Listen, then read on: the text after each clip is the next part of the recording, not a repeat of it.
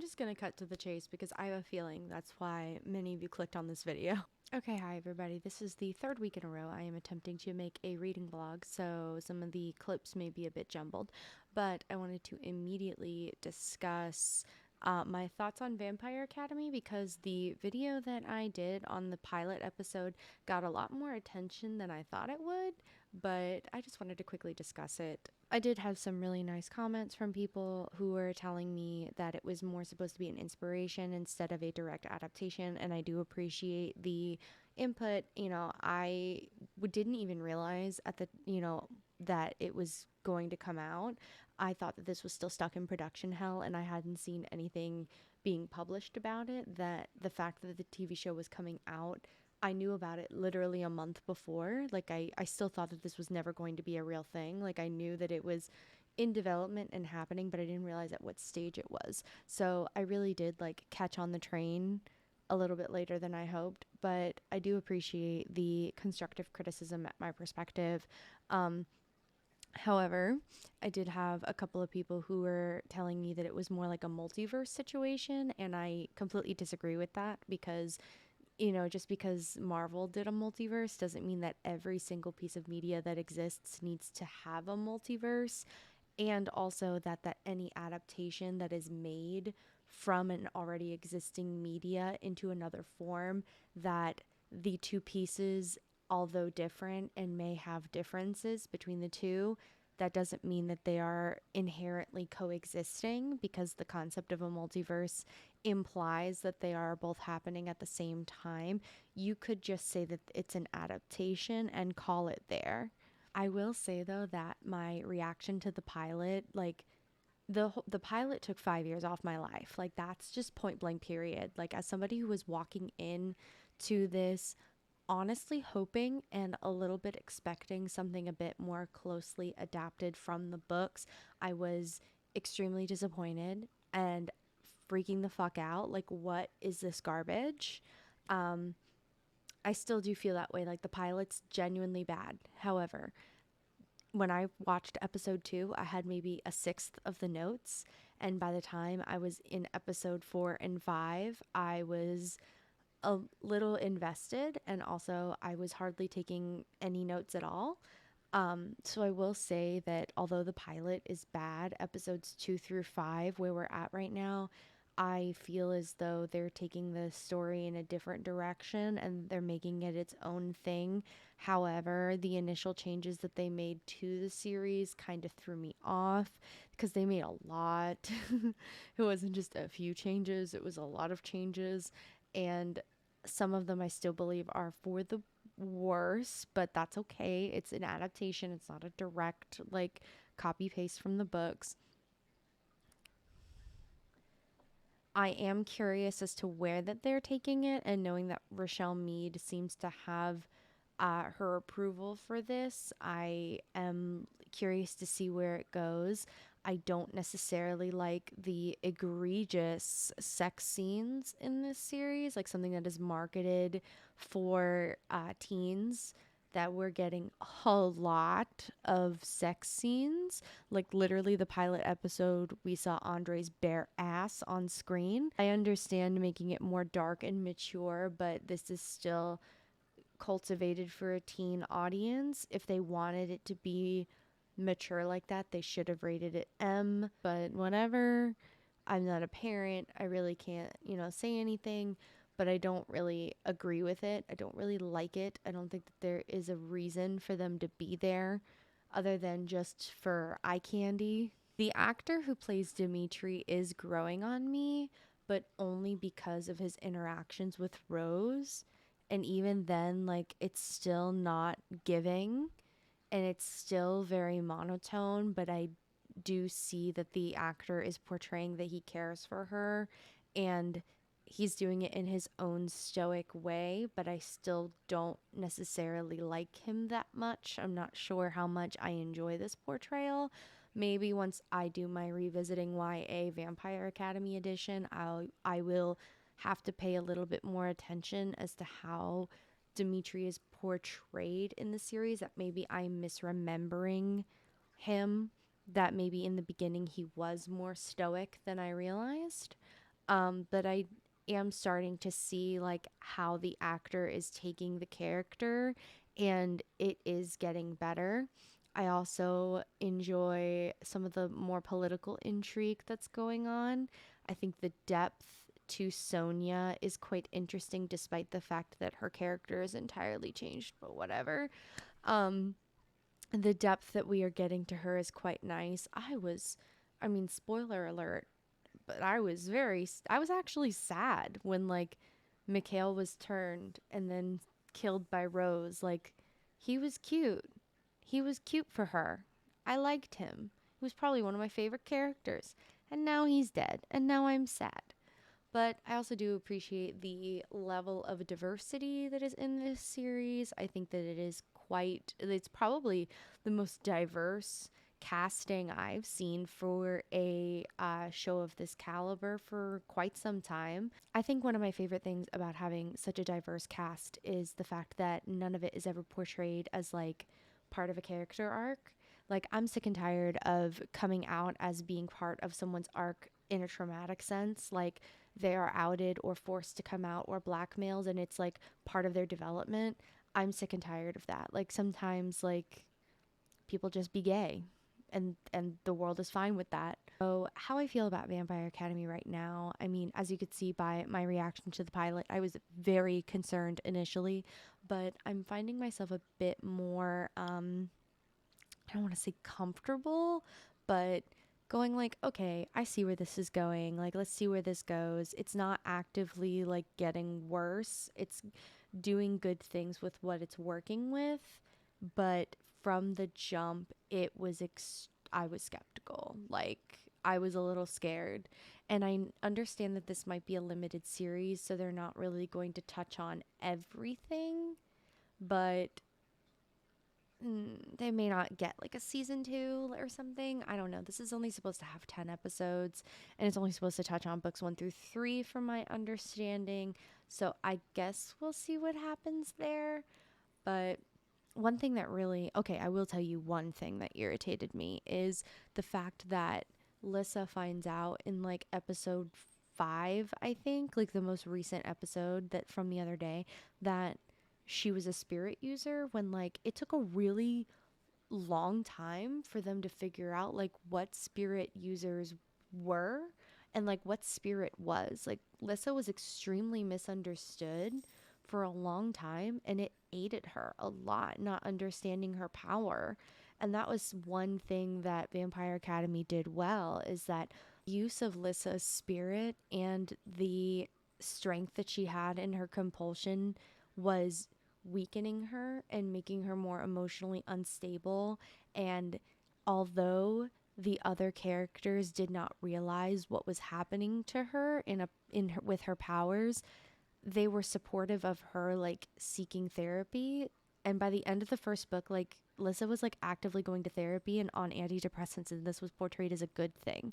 So to kind of just skip to Lissa just finding out that she's a spirit user by reading a couple of old dusty scrolls, I felt like really missed out on an opportunity to dive into one of the good things that Vampire Academy as a book series touched on. And I think that maybe the series might do that in their own way. But I was really looking forward to how they were going to portray that element of the story and of Liz's character on screen. I have no doubt that they'll do a good job, but I was just a little disappointed that this was kind of skipped, and we kind of skipped ahead to the part where Lissa just magically finds out, like, magic, that she's a spirit user, and like she's figuring out how to use it. Anyway, yeah, that's how I feel about Vampire Academy. And without further ado, let's jump into the rest of the reading vlog. I did finish a book this morning, so the next clip is gonna pop on over to like yesterday or the day before, where I was talking about the book that I was reading, and now I finished it. So then we're gonna pop back to this. So if you see like this outfit and then a different outfit and then this outfit again, it's because I was talking about this book like yesterday when I was on camera, and now I finished it, so I want to talk about it again. So last night I started A Spy's Devotion by Melanie Dickerson, and I got to about 39% last night, and today I did sit down and finished it. I rated it 3 stars. It did not rank as highly as A Viscount's Proposal, which is the second book in the series, in the trilogy for me, for a number of reasons. Like, it really had nothing to do with the couple that it was surrounding, Julia and Nicholas. They were cute, they were fine, they were whatever. It more had to do with like the background characters being extremely annoying and obnoxious and cartoonishly either childish or villainous, depending on whomst. The premise of this story is that you have Julia, who's an orphan, and her parents died. I don't remember how her parents die, but she ends up being taken in as a ward by her aunt and uncle.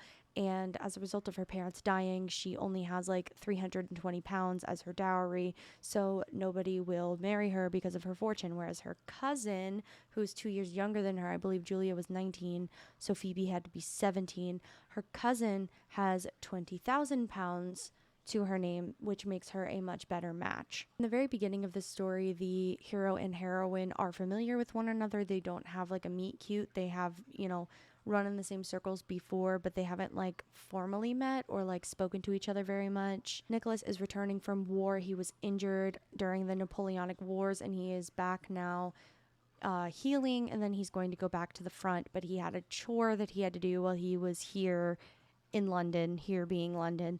And so it's a little bit of a reunion for a minute.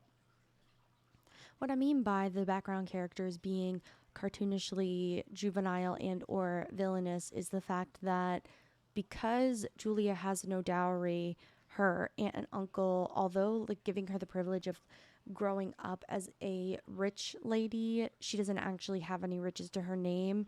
So they are insistent that like Phoebe is the one who marries well, and like Julia will never marry well because she has no money.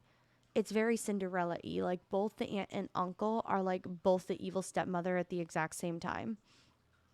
And then Julia ends up being used as a pawn because she cannot have somebody marry her for her money. Like, nobody will want to marry her for her money, therefore they'd have to like either love her or her match would have to be advantageous in some way, which it wouldn't technically because she has no money. So they were basically saying that she would be doomed to become a governess. She ends up becoming a political pawn later, where her being placed in a marriage by force is to silence her. So like her aunt and uncle are like cartoonishly villainous, and then at one point she gets really sick. Like, Phoebe gets sick first, and then Julia gets sick immediately after, but Julia gets sick worse, and then the entire family leaves her to suffer and die while the rest of them are on vacation, and they leave only a scullery maid to look after her. Like, nobody else is looking after her, and all the other servants were sent on vacation. And then when the aunt came back, she was like, I can't believe all the servants would abandon Julia like that while she was sick. It's like, bitch, you sent them away in the first place. Anyway, the main person who annoyed me in this book was Julia's cousin Phoebe, who is 2 years younger than her, so I believe she's like 16 or 17, and she is very like schoolgirly, in love with our hero Nicholas. Like, she is obsessed with him, says that like he's the handsomest man she's ever met, she's desperately in love with him, but they've never had a conversation and she must marry him, and blah blah blah. It's very much giving a Cinderella story, quite literally. Like, it's very that, like, she only is interested in him because he's hot, essentially. But then Julia gets to know the actual person that Nicholas is, and she falls in love with him for everything that he is. They also mention that Nicholas is a quarter Spanish. His grandmother was Spanish, so he was the only bachelor in London that had like a little bit of tan. I don't really enjoy how much he wasn't really like explicitly exoticized, but like a little teeny bit he was exoticized, just little. Again, there was nothing wrong explicitly with the hero and heroine, and because I've already read the second book is about Nicholas's sister Leora, which we have talked about, and I gave that book 4 stars because it was really really good. Did I give it 4 or 5? I think it was 4. I gave that book 4 stars. That book was really, really good. I enjoyed that. There was nothing wrong explicitly with Julia and Nicholas and Leora and the plot. The plot was actually quite decent. It was okay. It was just because of everything else, like the interpersonal conflicts between the characters, other than the principal cast, like the background, that was what was so draining and irritating. Like, I really did not want to hear one more time about how much Phoebe was in love with Nicholas and she just had to marry him or she would die of a broken heart. Like, she sounded like she would toss herself out of a window for this man. And it was very much like a middle school crush vibes, and not for me, not my personal taste, but I understand, like, Melanie is trying to portray that this is a juvenile perspective and that she is literally a child. So that's all I really did today, was finish that book and play some World of Warcraft, because that's what I do in my spare time, and catch up on some of my YouTube videos, my watch later list. And I posted on Instagram. I updated my socials banner again because I made a bookstagram yesterday. Back on TikTok, I'm back on Instagram. I am trying to branch out with my socials and kind of get out there again, because I think that it's really time, high time for me to get out there and branch out. Like, I know it's possible to branch out online without having a million different profiles and, one profile per social app ever. But at the same time, like, I think it would be beneficial for me to, like, dip my toes in everything and kind of diversify my portfolio a little bit. But anyway, here's my new social banner. As of right now, I'm about 50% into a Perilous Plan. I think, wrong, I'm 23%. I want to get to 50% by the end of today. So I'm about 23% into a Perilous Plan, and I'm enjoying it more at this point than I was at the point of A Dangerous Engagement. So what I found most interesting about A Dangerous Engagement was the how Melanie Dickerson is able to write characters that are different, right? Because all of these stories are taking place in the same universe. I mean, this specifically is a or at least that specifically was a trilogy: the Viscount's Proposal, Dangerous Engagement, and the other one, which I don't remember.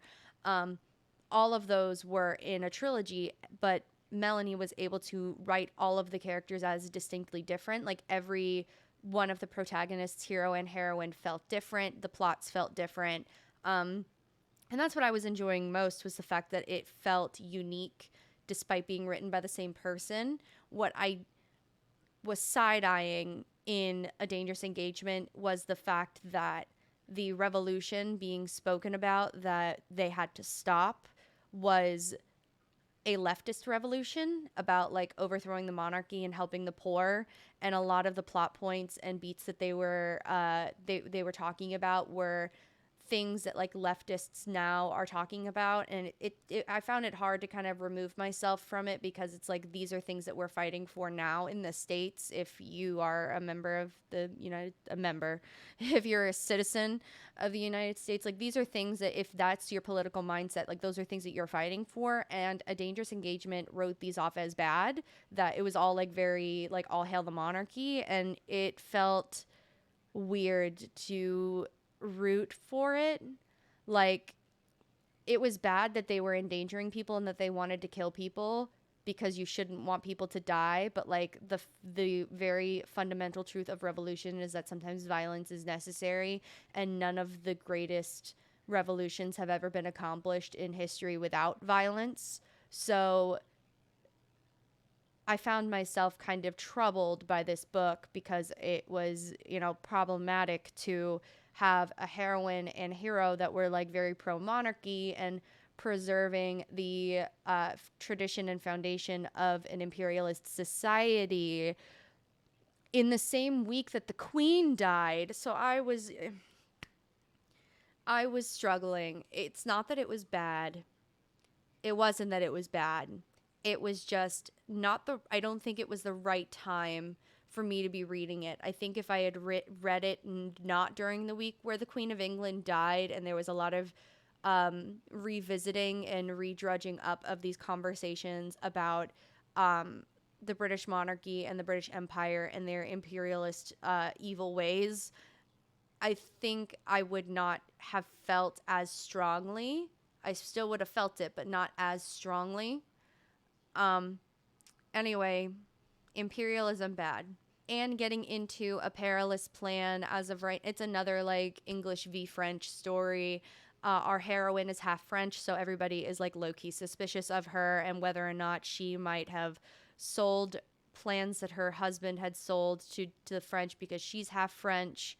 But then they're also suspecting her her dead husband's paramour because she was also French. So there's like a lot of like French hate going on here that I'm a little uncomfortable with. Like I can never fully understand the context because I was not alive during Regency era England. But I also don't hate it. I'm just not enjoying it as much as the others. I'm trying to think.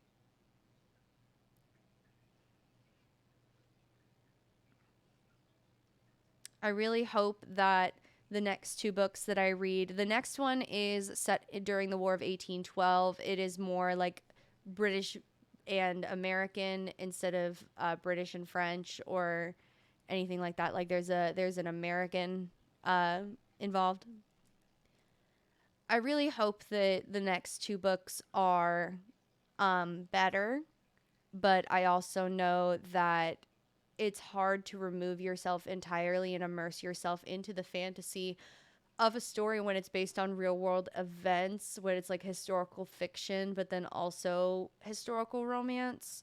So, I mean, maybe it's not that deep and it's only that deep because the queen died literally last week, but I definitely think that the some of these are problematic and I don't know if maybe I'm this is just now clicking and this is something that I should have been able to point out a long time ago and I'm just now like the light has turned on that some of these are inherently problematic, but at this time I am uncomfy to say the least, and I don't know.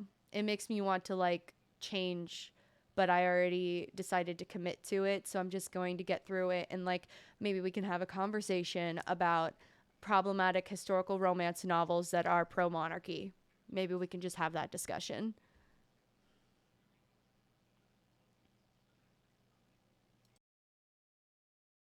Yeah, so far the whole do a little bit of recording every day for a weekly vlog. So far that's not going too well. So it's been a little over a week since I last spoke to the camera about how reading has been going. I've been working a lot. I worked 7 days in a row instead of my usual like 3 or 4. So I was very busy. Anyway, I finished A Perilous Plan by Melanie Dickerson, and what I was speaking about before is that it felt really awkward to be reading a book about assassinating the British monarchy and establishing a democratic government in the same week that the Queen of England died. And there was a resurgence of conversations about the imperialism of the British Empire and about how they're actually not that great. In history, we'll not look on them as favorably as we might look on them now, if you look on them favorably now at all, because the royal family may do a lot of things for charity, but the representation of the monarchy themselves is quite bad from a global perspective. So it was pretty awkward. I do believe I gave the book 3 stars just because it was still cute. It's just it really took me out because the goals of the revolution, the revolutionaries was very like leftist ideals, and then it was all talking about assassinating monarchy with the same week the queen died. So it was just too much, and it I couldn't not impose my own bias on it. So I think I gave it 3 stars. Like it was middle of the road. So I do feel bad about that. I did start A Dark Knight's Captive Bride, and I'm about 47% of the way through it. I am enjoying it, but then I also like have some complaints about character interactions. So I may talk about this further, but what I was something that I do like is I was a little nervous at first because it's a Welsh princess and a English earl, and it's all about brokering peace and land to from Wales to England and bringing Wales into the monarchy. So a cobweb just floated down from the ceiling and landed on my PC. That's weird. Um, so once again, it was imperialistic in nature, so I was a little bit concerned. And then finding out that the Welsh princess in mind that they were talking about in the beginning of the story was a minor. She was, I believe, 16 at the start of the story, and the Earl in question was at least a decade older than her, I think. So, wait, no, he was like 7 years older than her. So, she's 16 and he's like 23 ish, I think, because at the point of the story that I know what their ages are now. So they're 7 years apart. Um, so she was 16 and he was like 22, 23. And that bothered me because I was like, please do not marry this minor off to some guy who's going to undoubtedly take advantage of her, and her father is his like mortal enemy or something, just going to cause a lot of problems. And I was like, please do not be problematic. Well, then there are a couple time jumps, and the next time we see our princess, she is 19 years old. And when the two of them meet originally, but going backwards, when they meet originally when they're 16, when she's 16 and he's 23, they meet each other and introduce themselves to each other, but she does not realize who he is. So they like haunt each other's dreams for 3 years, and then like she does not know that he is who he is. She just knows his first name. So the same thing with him is like he knows her name but doesn't know exactly who she is. So there is a bit of a mistaken identity element to it. So then 3 years later, when they're 19 and 26, this is when they have their first like quote unquote like lustful interaction, when she's a full, by modern standards, legal adult, and they really don't do anything. It's just they realize who each other are and then go, well, you've been dreaming about me for the last 3 years, so like does it really matter who I am? And then there's another time, so then they're engaged, and then there's another time jump for another 2 or 3 years because the Prince of Wales has been putting off the wedding for as long as humanly possible. So by the time she gets around to actually marrying him, she's like 21, 22, and he's 28 years old, which I just found funny that like her dad was like trying to put off the wedding as long as humanly possible. But she was, at least like when it started, I was like, please do not marry off this 16-year-old, I'm begging you. And when they first met, it was platonic and cute. And then by the time they actually got married, she was in her 20s. So I was like, okay, like that, acceptable.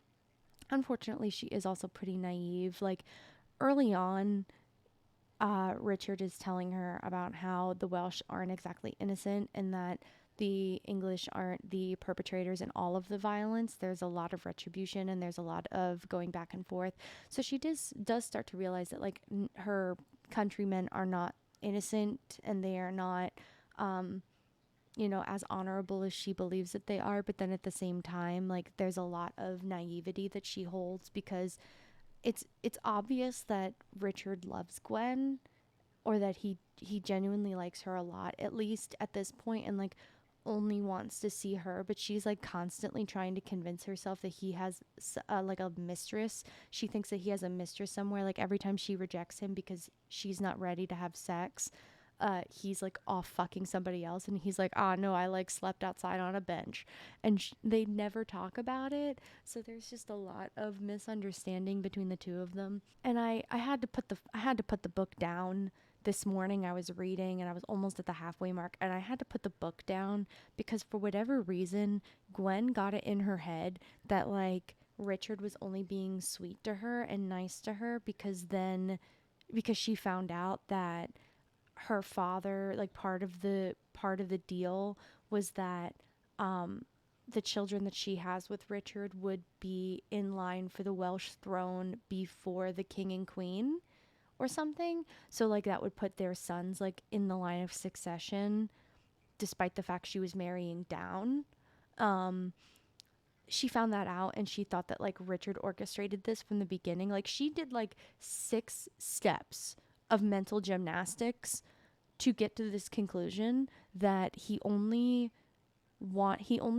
convinced himself to like her and then gaslit her and manipulated her to like him so that they could have sex, because if she bears his children he will be able to claim the Welsh throne, which is what she thinks he wants all along, even though he just as well did not want the marriage as much as she did, because it was at a compromise of their like morals, marrying a Welsh or an English person respectively.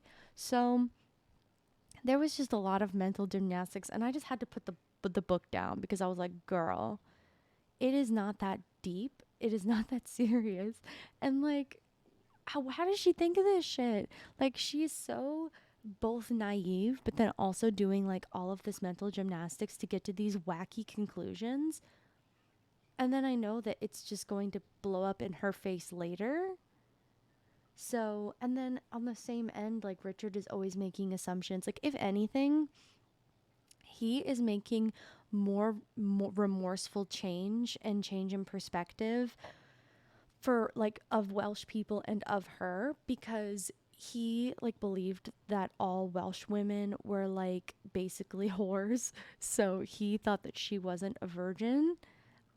And then when he realized that she was on their wedding night, he could not complete having sex with her because he felt so guilty for assuming that she wasn't a virgin, and that he was questioning her virtue, which was like the biggest, like most important thing that was a part of her as a princess and for like marriage prospects. So he felt so guilty that he just refused to touch her until she was ready. And then she rejected him a couple of times and he still like he listened. He was like, "All right, not until you're ready, but I'm not going to wait forever."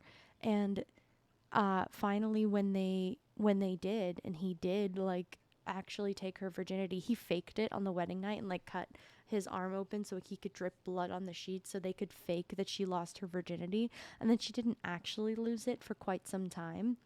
And then when she did, like even her personal like main handmaiden was just like, you got lucky because you have a husband who waited for you until you were ready. Like didn't immediately consummate because it was what it was expected, but he waited until you were ready. Like you're lucky. And Richard makes all of the compromises when it comes to like his prior beliefs of what the Welsh people were like, but then Gwen is like, she's coming along, but then she still like goes through all this mental gymnastics of like Richard is actually evil and manipulating her actually. And I think that may have something to do with the power dynamic between the two of them, because she is in a situation where he has power over her. So she is probably constantly believing or going back and forth between believing that like it's actually all a ploy, because if it was, there was nothing she would be able to do about it. Whereas if it was the she was on the other foot, like because he would be the husband in this situation, he would have been the one to like, if she was trying to enact a plan against him, he would be able to stop her because of like society and patriarchy. So this might have something to do with like her insecurity as a woman who is married to a man in a foreign place, that she feels as though everybody is against her. I understand, but like it's just a lot of mental gymnastics, girl. Like chill. It is not that deep. So I finally finished A Dark Knight's Captive Bride, and when I last spoke to you guys, I was at about the 60% mark, and I was getting real fucking tired of the misunderstandings between the two main characters. And now that I have finished the story, I come to the conclusion that I genuinely enjoyed it, despite the annoyances of the minor inconveniences between the two characters. Just to summarize what this book is about, it is about the rule of the first King Edward in like the 1260s and 1250s to 1260s in England and in Wales. And the Princess of Wales is married to a earl in England at the behest of King Edward I to basically kind of bring Wales to heel because Wales has been in active rebellion for some time. And part of this is rooted in historical accuracy. This was a historical fiction. And after I read that Witch Melanie Dickerson book that made me feel icky because it was about like assassinating the monarchy the same week the queen died, whichever one, like I was initially like going into this feeling a little icky because it was another like imperialism motif, but I was trying to enjoy it for what it was, and I was just trying to read in it, like hoping that the politics were not going to be too cringy and not too um, giving into like historical revisionism, like all hail the British Empire type shit. But it really did level the playing field, so to speak, and it really did present both sides as both believing that they were right in that what they were fighting for, both sides being viewed as righteous, both sides being viewed as like good. Nobody was, seen as the evil or the good side. And it really did not paint either side as um, the best option. It was just a very deep political conflict between very different cultures. And as we know by history, England did conquer Wales. So going back to the premise of the story, the Princess of Wales named Gwen is married to the Earl of Dunsmore. And after the two are married, they have a lot of misconceptions about each other where Richard believes that all Welsh women are like wild and basically feral and that they are never virgins before marriage.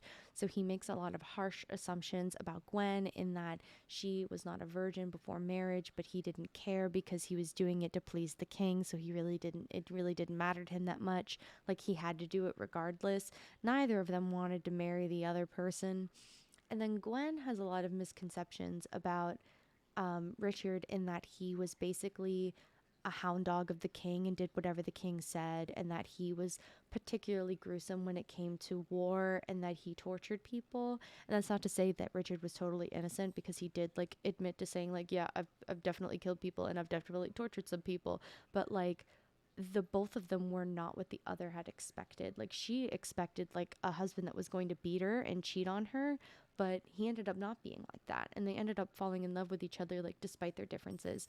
And they still like went back and forth with their cultural differences in that Gwen always felt loyal to Wales and to her father even though Wales was being actively pursued by the English. I think the person who had to come to terms with change the most was definitely Gwen, but I also feel as though this may have been an issue with the power dynamic. And I mentioned this before, whereas being the wife in this historical situation where the wife has less power than the husband, she had to kind of accept and come to terms with a lot more than he did.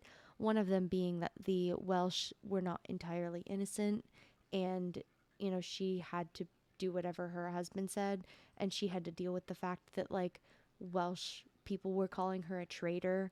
And I felt genuinely bad for her because she was in this situation because she had to be, because her father basically sold her off to be married, but then they couldn't really do anything about it because it was basically brokering a semi peace treaty. And then on top of that, like she had to marry somebody that she thought was a genuine monster. And then she fell in love with him, realizing that he wasn't what she thought he was. And then to have the people that she loved and defended turn around and call her a traitor for something outside of her control, I genuinely felt bad for her. Like, she was in a pretty rough situation, but she was also extremely naive and she was always like falling for things that she shouldn't have. So like Richard had a mistress that he like threw away the second he married Gwen. He was like, "Bye, bitch. I don't want to see you ever again." And this woman was so conniving, and like the definition of like the conniving ex-girlfriend, like the woman scorned, that she was saying some out of pocket shit, and Gwen would believe her because she would say, like, oh, why would she have a reason to lie? And it's like, because she wants to see you miserable, ho. Like, where is the disconnect? So there's a lot of back and forth between Richard and Gwen as they're coming to terms with their differences because of their alliances. Like, Gwen having to marry an Englishman, but at heart always being Welsh. And then Richard marrying a Welsh woman and then, like, having to fight his wife's like people, and she was always upset and like wanting to know that like people that she loved weren't getting killed in these conflicts, and he had to like shield her from that but also give her the harsh truth that like this was happening. But then we find out, so Richard had I think it was a steward. His name was Owain and he was Welsh.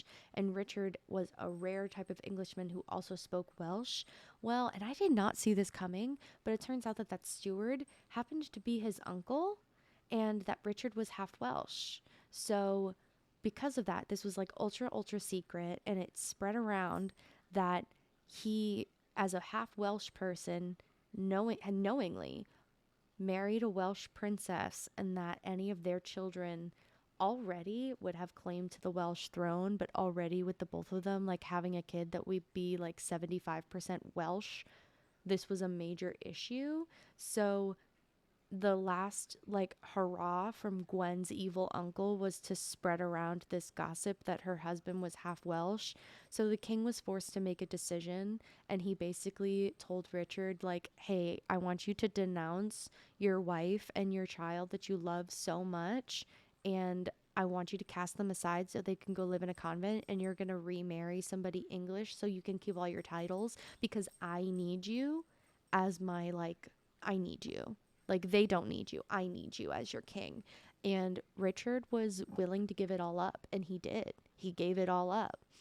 The king, because they were friends, like let him keep all the money, but Richard gave it all up just so he could keep his family. And then he went ahead and they eventually came back, but he gave it up.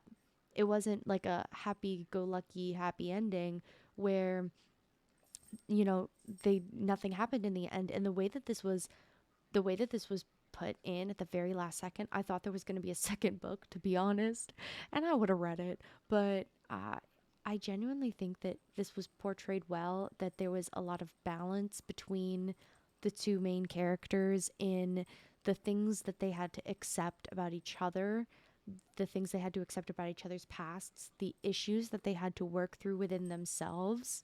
Um, like Richard harbored a lot of guilt because he had a first wife who died in childbirth, and he was off on the Crusades and left her. And he felt a lot of guilt for never being there for her. I just had to go confiscate Pinecone's collar because I've had enough. Like, it's 3:15 in the morning and she's allergic to something. I don't know what's going on with her, but she's allergic to something, and I think I know what it is. So I took it away from her, but she's still itching like crazy, and they don't have fleas. So I don't know what the fuck is going on, but she's been grooming like crazy, and I'm tired of the jingling in the background of all my videos. I can't edit it out. But yeah, in the end, I rated A Dark Knight's Captive Bride 4 stars. I genuinely did enjoy it. Um, yeah. Anyway, I would highly recommend it to anybody. I think out of all of the ones that we've read this month, I think that that's the best one. Out of all the historical fictions, I think that this one is the best. So moving forward, I'm going to start reading My Enemy, My Heart by Lori Ann Eakes. As of right now, it is the 24th. So I have a little bit more time. I'm hoping that I can get this book finished pretty soon. It's another long one, so it's going to take me a couple of days probably. I was hoping to finish 2 books this week, or at least finish this one and start another one, because I've got to get the wrap up by the 30th. So we'll see how that goes. I'm also super fucking behind on the Fated plot summaries. Like, I kept telling myself I would do 1 chapter a day because like writing it out, it was taking a long time even though the chapters were a little short, but I couldn't set time aside to do it. So I've just like been trying to do a chapter a day on this really long-term project, and it's not working out. So I'm going to have to do something. Okay, so it is now 3:15 in the morning. I was supposed to go to Kansas City today and I was going to like do a little like road trip vlog, but we're not going to end up going and I'm really sad about it. We're actually going to go next weekend instead. So, uh yeah, no road trip content this week, but next week there will be road trip content. So, see you guys later.